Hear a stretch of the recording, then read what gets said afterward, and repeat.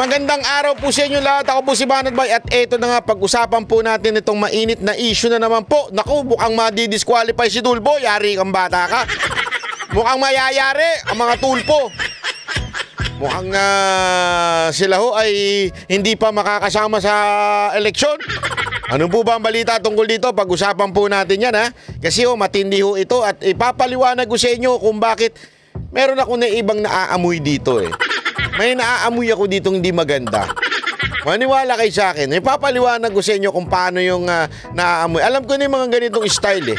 Alam ko na yan eh. O, pasok. O. Ngayong araw na ito, iraraffle po natin ang kaso, katulad din ng mga ordinaryong kaso na meron sa COMELEC para mapunta sa isang divisyon ng COMELEC. Iraraffle ngayong araw ng Commission on Elections o COMELEC ang petisyon na kanilang natanggap kahapon laban sa 5 miyembro ng pamilya Tulfo. Ito ay para malaman kung alin sa 2 dibisyon ng komisyon ang hahawak sa naturang kaso. Layo ng petisyon na idiskwalipika ang kandidatura ni na ACT-CIS Representative Erwin Tulfo at Ben Tulfo na kapwa kandidato sa pagkasenador. Gayon din ang kapatid nitong si Wanda Tulfo Teo na nominee ng Turismo Party List at ang re-electionist na asawa at anak ni Senator Raffy Tulfo. Ayon sa petitioner, disqualified ang mga ito sa ilalim ng Article 2, Section 26 ng Saligang Batas na nagbabawal sa political dynasty, gayon din sa issue ng pagiging natural-born citizen o citizenship. Sinasabi po niya na ito ay pinagbabawal ng Saligang Batas natin and therefore dapat hindi payagan sapagkat yung mga tumatakbo ay related sa isang incumbent na senador, si Senator Raffy Tulfo. Meron din po nabanggit na isang paragraph doon patungkol sa issue ng citizenship. Ayon kay COMELEC Chairman George Erwin Garcia, dadaan sa isang normal na proseso ang kaso ng mga Tulfo. Pagkatapos na mairaffle ang kaso, maglalabas ng summon ang dibisyon para sagutin ng mga respondent ang reklamo. Kaagad na mag-i-issue yung naturang dibisyon ng summons na tinatawag upang pasagutin sa 5 araw ang mismong mga respondents para doon sa kanilang hinaharap na disqualification cases.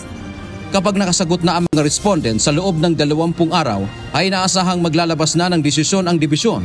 Tiniyak ni Garcia na tatapusin nila ang kaso bago ang halalan sa Mayo hanggang sa Antbank level. Ibig sabihin, kapag natapos sa dibisyon, maaari pa kasing umakyat sa Antbank ang kaso. Dahil kasama po siya sa isang petisyon, ang magiging desisyon namin ay isang desisyon sa buong petisyon na po sa lahat ng mga kumakandidato po na yan na miyembro po ng isang pamilya o magkakamag-anak. Ganyan po ang treatment. Nilinaw ng COMELEC na hanggat hindi pa pinal ang desisyon ay mananatili ang pangalan ng mga ito sa balota, lalo na at nasimulan na ang printing. Dante Amento, UNTV, News and Rescue. Diyos ang aming sandigan, serbisyo publiko. Ayan, ayan, pag-usapan na po natin yan, ha. Ito pong issue na to. Una-una, alamin po ba natin, sino po ba yung nagdemanda? Okay? O nag-file ng disqualification case. Okay? Una-una sa lahat, etong naghain na to, yung pangalan niya si Attorney Virgilio Garcia. Okay, sino ngayon to si Attorney Virgilio Garcia?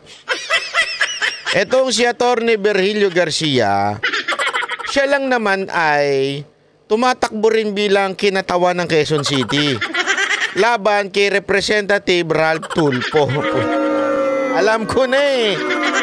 Para hindi halata eh, idinamay mo yung buong Tulfo pero talagang kalaban mo si Ralph Tulfo.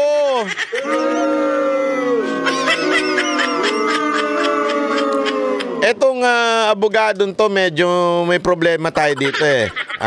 Alam nyo kung bakit? Kasi napaka-importanting maunawaan natin mga kababayan. Yung kanya sinasabing sa Article 2, Section 26 na kung saan pinagbabawal ang political dynasty. Malaki ang problema natin dyan. Okay? Malaki ang problema natin dyan dahil una sa lahat, yan po ay nasa konstitusyon natin ngunit wala pang enabling law. O ibig sabihin kung papaano ang detalye ng batas na ito. Importante ko kasi yan. Nandyan lang ko yan bilang parang gabay na bawal yan bawal na yan. Pero ang tanong, sino ba yung mga yon? Ano ba dapat, paano ipapatupad yung batas na yan? Yun ang tinatawag na enabling law. Ano yung details nun? Wala pa po yan. Yan ho ang malaking problema niyan. Ngayon, sino ho ang gagawa nun? Walang iba kung hindi ang mga congressman natin, senators natin, na kung saan puro political dynasty. ano ang problema dyan? Ang matindi pa ho dyan, ito ho, sana kung galit lang siya kay Ralph Tulfo, sana yun na lang ang pinagdiskitahan niya. Oh. Hinanapan niya pa ng kung ano-anong kaso na ano-anong disqualification case. Uy, Attorney Virgilio? Desperado ka?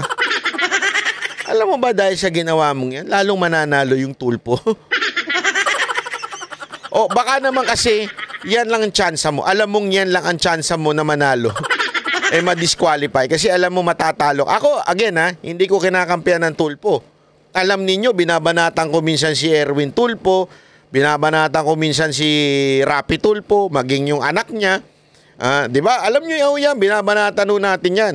Kaya lang, mga kababayan, may naaamoy ako kasi dito Una, politika ho ito. Halatang halata.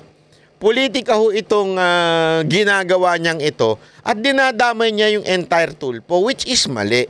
Bakit to kanyo? Kasi alam nyo, yung mga ganitong style, alam ko na naman ang pahihitnan niyan, ang ending nito Sa pool na naman ng mga Duterte dito. Bakit? Sila mga Duterte ganun din Di ba? Andiyan si Sara Duterte. Yung kapatid niya, congressman. Yung kapatid niya, mayor. Yung tatay niya, dati presidente. Di ba ho? So, dati nga, nagkasabay-sabay silang apat So pag yan sinabing, bawal lang ang political dynasty, ganyan-ganyan. Di sa pool na mga Duterte dyan. Kaya malaking katarantaduhan na naman to Alam na ho natin yung mga ganitong klaseng style Style nyo, bulok. Sa totoo lang, style ninyo, bulok pakinggan natin itong si Ben Tulfo kung ano sinabi niya tungkol dito. Kasi importante maunawaan natin to Everybody's entitled to his opinion. Pero ako, pabor ako sa anti-political dynasty. Ngayon, doon sa sinasabing disqualification case sa amin, partikular ako, si Ben Bitag Tulfo, hanggat hindi malinaw yung batas, hanggat hindi lumabas yung sinasabing batas na magmumula sa Kongreso, Senado, maraming nag-attempt na rito. Hindi ko maintindihan kung bakit hindi ma-implementa. Siguro hindi pumakas Eto kahit nga po si Senator Ben Tulfo, Senator, hindi kasi panalo na ito. Si Senator Ben Tulfo, sa tingin ko, tingnan mo siya mismo against sa political dynasty. Ayaw niya yan. Ang problema, walang enabling law. Importante kasi enabling law na tinatawag Paano may papatupad? Ano yung guidelines niya? Anong definisyon ng political dynasty? Ito ba ay when you say political dynasty, yung lang bang lugar lang na yon? Halimbawa, sa isang sa Cebu, yung magkakapatid, yun ba ang ibig sabihin ng political dynasty? O yung may balwarte? O yung political dynasty, basta pumasok sa gobyerno, ito po ba ay kasama po ba dito yung masasabi mong magkakalayo ng magkakaiba ng branch of government? Pwede kasi yun di ba? Pwede ka sa LGU ka, pwede ka sa Senate ka. Hindi natin alam. Kaya nga importanteng may enabling law dyan. Ito pa bago ko ituloy ito si Ben Tulfo, meron lang akong babasahin sa inyo. Kasi ito sabi dito, ito si Attorney Virgilio R. Garcia, yung ay isang abogado at broadcaster na sa kanyang mga legal na gawain sa pagsabak sa politika. So tumakbo na po pala itong 2022. I think olat din ata ito. Tapos sa kanyang karera bilang abogado, si Attorney Garcia ay nasangkot di umano sa ilang mga legal na usapin. Noong 2003 ay nasuspinde ng 3 taon mula sa pagkaabogado dahil sa kapabayaan sa pagnotaryo ng isang peking deed of donation at iba pang hindi Ito ito nabasa ko lamang po ito sa isang news. Okay? Nabasa ko lamang po ito. Ito alleged na nangyari sa kanya. So may mga decision dito. Okay? Nabasa ko ito sa jur.ph na kung saan may nandito yung kanyang kaso. Ayan, lumabas po dito. Ano pa ang kanyang kamakailan lamang. Yan, ito na nga, naghain siya ng so ibig sabihin, hindi pa po natin sinasabing ito'y hinuhusgahan natin yung pagkatao niya. Pero pambihira, ano itong kaso? Ano itong issue sa kanya? Nasuspinde ng 3 taon sa pag-aabogado dahil sa kapabayaan sa pagnotaryo ng isang peking deed of donation.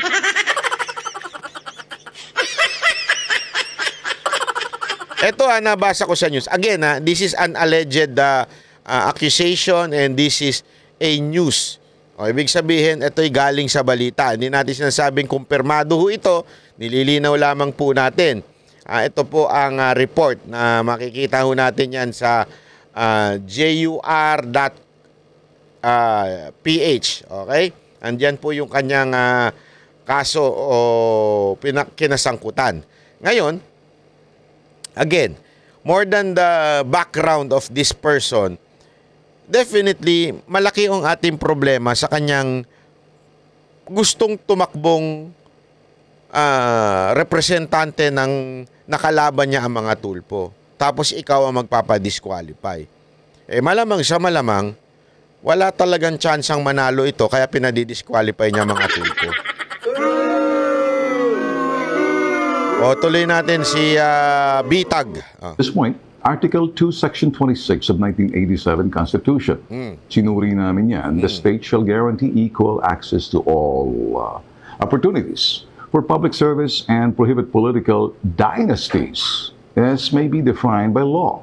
So, para sa akin, hanggat walang malinaw na batas, enabling law, sino mag-i-implement yan? For now, I trust the wisdom of the Commission on Elections.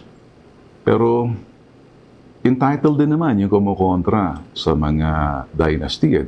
Or dito, alam mo, tama siya. I think papaboran ng COMELEC yung side ng mga tulpo. Wala kasi enabling law eh. Paano nila ipapatupad? Wala naman lang nagsasabi, ganito ang ibig sabihin ng political dynasty, ito ang ganito. Hindi ho wala ho. Dapat kasi nakadefine ho yan sa batas. Kaya nga, kailangan po ng enabling law. Unless, ipa-define nyo kay Libayan. Pag si Libayan na nag-define yan, sigurado against tulpo yan. Itaga nyo sa pader.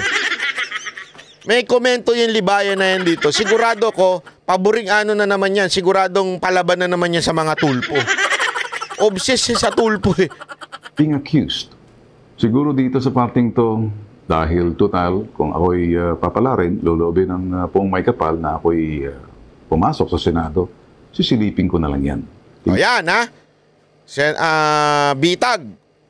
Kami, maniningil kami ha.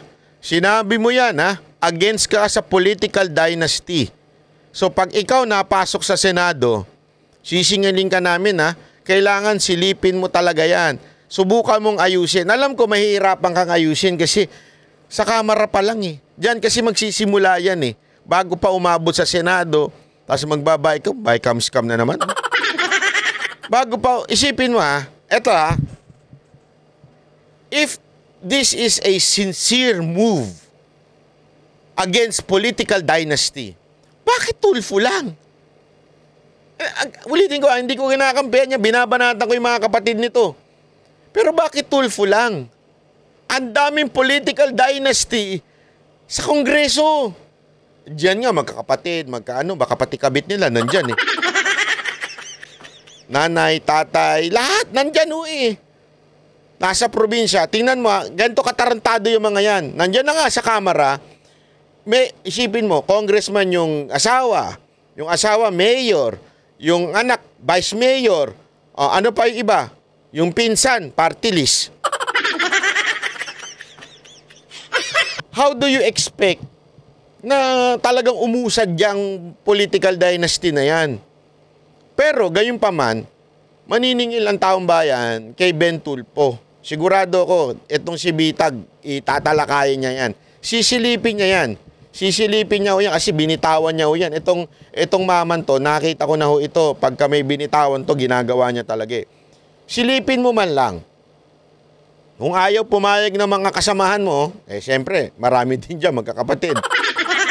Nandami rin kung ayaw din pumayag nila. At least sabihin mo kung sino yung mga ayaw sa batas na gagawin mong Kaya alam, mauna nga sa Congress yun.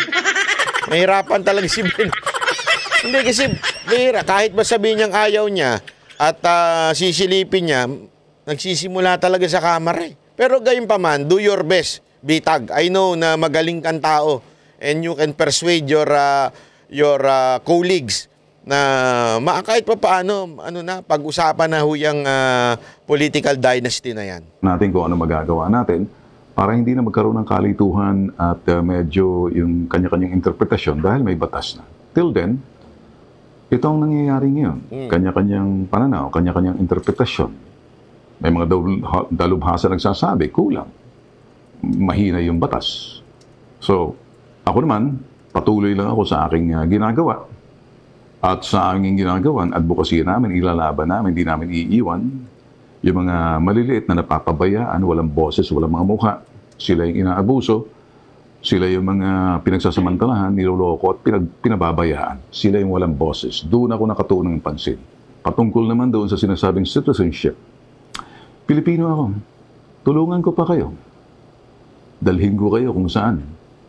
Punta tayo ng Amerika. Punta tayo ng States. Punta tayo ng Russia. Punta tayo ng China. Patunayan nyo na hindi ako Pilipino. Kung hindi nyo kayang patunayan, puro haka-haka, this is what I'm going to tell you. Read my lips. Shut up. May kasabihan, pag ang puno kitik sa bunga, binabato, niyuyug-yug. Number 2 kasi kayo eh. Hindi, alam naman natin may issue kay Erwin. May issue kay Erwin Tulfo na citizenship. O binabanatan din natin yun. Di ba? Totoo naman. Pero sandali, 3 ang Tulfo, 1 lang ang Bitag. Di ba? Huwag nyo idamay itong mama na to. Hindi ako kasi personal eh. This is a personal conviction. Again, ang dahilan kung bakit nabubuhay ako at ang Banateros, kung bakit kami nagpo-political vlogging, because we want to contribute to our country. Na kung sino yung talagang totoong tao, totoong public servant, susuportahan namin. Magalit man kayo sa amin o hindi. Di ba naalala ninyo? Ito, mga kababayan, nagbigay kami ng prueba sa inyo. 2022, galit na galit kayong mga tanso sa amin. Pinagmumuran nyo kami. Bakit di kayo nag-unitae? Ba't di kayo nag-unitae? Di ba kala ko ba Duterte kayo? Iniwan nyo na si Duterte. Bakit di nyo sinamahan si Inday Sara? Di ba Duterte kayo? Ba't kayo nag-isko?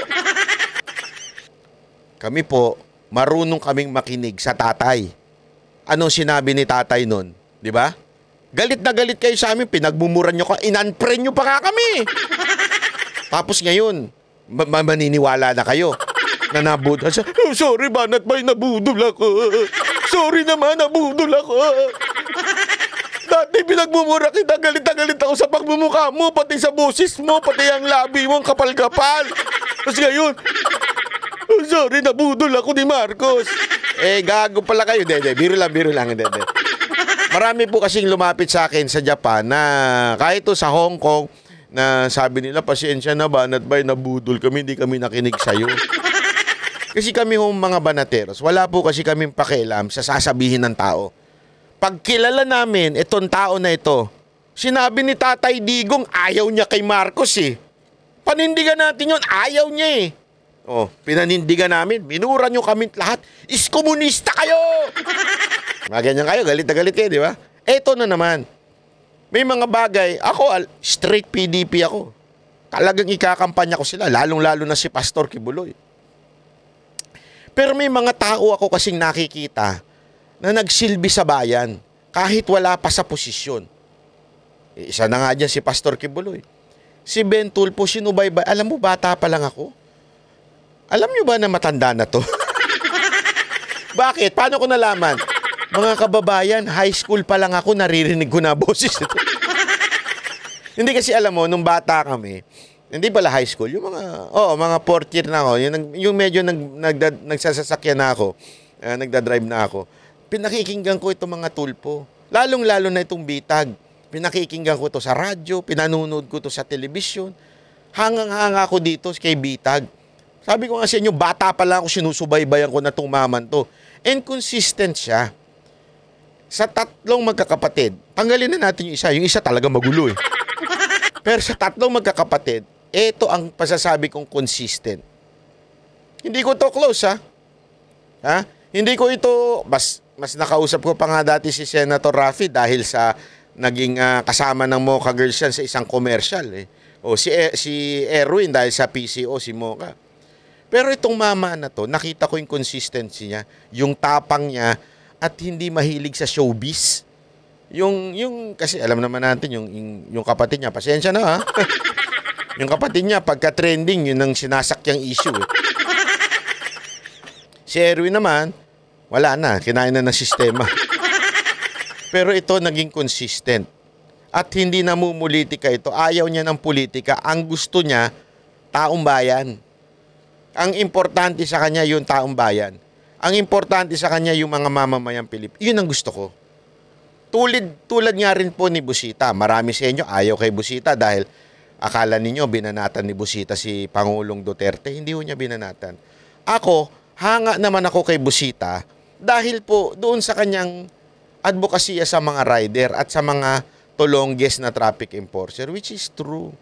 Mga kababayan, maraming kamoting rider pero napakarami rin kamoting traffic enforcer na bobo. Sorry bobo na. At, diba? At saka kasama niya ako doon sa yung nag-checkpoint tapos ang i-checkpoint lang puro motor. Naranasan ko din yan eh. Yun nga lang, naka-big bike ako. Kaya nung pinara ko, anong motor mo? Ganda niyan Pwede ba magpa-picture? Ganun, pero nakakabuisit pa rin. Kasi, parang, bakit? Yung wala bang kriminal na nakakotse? Ang dami nga kriminal na nakakotse, nakabarong pa. Kaya ako, at noon pa matagal niya nang nagagawa yan. Even before the party list. Kaya lang, nabuisit ako nung tumakbo siya sa party list. Bakit? Yung mga kasama niya, ginamit lang siya. Kaya natuwa naman ako nung tumakbo siyang senador. Dahil nung tumakbo siyang senador, ayun, solo ko na siyang iboboto. Di ba? I mean, for me, solo na siya. No? Siya na lang iboboto ko. Wag na yung mga kasamahan niyang walang inatupag ko, hindi batikusin ng mga Duterte. Alam mo, kawawa nga si Busita eh. Kaya nga sabi ko sa inyo, wag sana tayong ganun eh. Nakita niyo nangyayari kay Busita ngayon? Dahil sa katarantaduhan ng kasamahan niya, nadadamay pati siya. Di ba? Bakit? Naidikit sa kanya yung one rider party list eh. Nadadamay tuloy siya. Wag ganun. Tignan natin yung tao, hindi yung kasama niya, yung kagrupo niya. Ganun din dito kay Bitag. Wag natin tignan si Bitag na bilang tulfo. Tignan natin si Bitag bilang separate. Wag niyong kakalimutan. Si Joseph, kilala niyo si Joseph? Joseph! Inakit ng asawa ni Potiphar. Joseph! Sabi, kilala niyo mga kapatid niya. Anong ginawa sa kanya? Binugbog siya. Mga walang niya yung kapatid niya. Hindi di ba? Totoo, mga walang niya ang kapatid ni Joseph. To the point, pinabayaan siya hanggang mabulok sa kulungan. Buti na lang God was with him. Kaya talaga umangat si Joseph. Pero kung tatanungin mo yung mga kapatid niya, puro mga walang niya. Pero ibang tao kasi yun. Yun yung sinasabi natin dito eh. Hindi porkit magkakapatid yan, pare-pareho na yan. Di ba? Si Coach Oli, mahilig sa babae. Ako, single.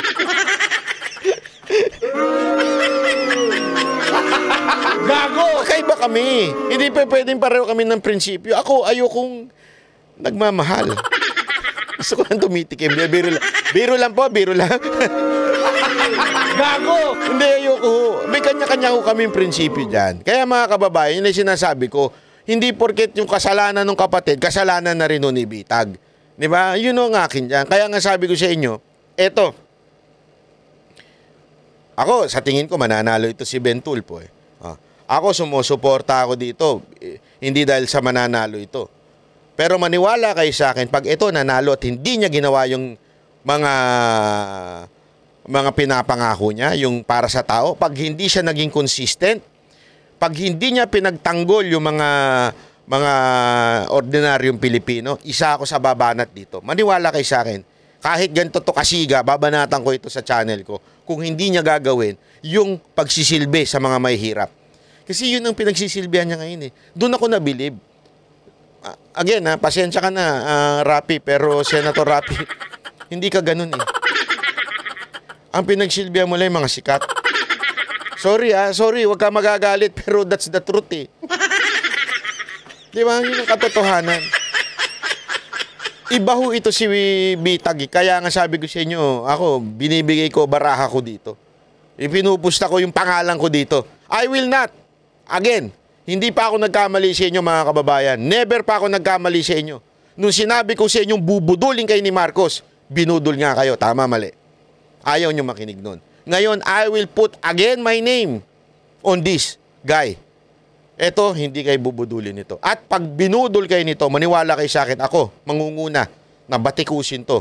Sasamahan ko pa si Libayan. Pero hindi. Nakita ko na itong maman to, mula nung bata pa ako, hanggang pagtanda ko, consistent to. Hindi to mahilig sa camera. Ang camera, ang dala lang niya yung kanila, yung team lang niya. Para siguraduhin na protektado siya. At para talaga mas lalong magising yung kanilang ginigising. Pero ang talagang tinatarget nito, yung mga umaapi sa mga ordinaryong Pilipino. Walang biro ho yun. Tuloy natin ito bago tayo magtapos. Pukulan ng mga taong siguro wala lang sila magawa o di kaya namumuna lang. Siguro may punto sila o siguro sila yung mga best example ng mga kengkoy, kumagat, kolokoy. Yun, ako po, ayun na. Nayari kay ni Bitag. Basta ako, Mr. Bitag, huwag kang magbabago. Susuportahan ka ng Banateros, huwag kang magbabago. Kasi pag nagbago kayo, babanatan talaga kayo ng Banateros. Pero naniniwala ako, hindi magbabago itong maman to. Consistent to, nakita ko na ho ito. So hanggang dito na lang po, mata muna tayo mga kababayan. Magkita-kits ulit tayo. Maraming salamat po. Ako po si Banat. Bye! Yan ang Banateros, boses ng ordinaryo Pilipino. Banateros ay walang maka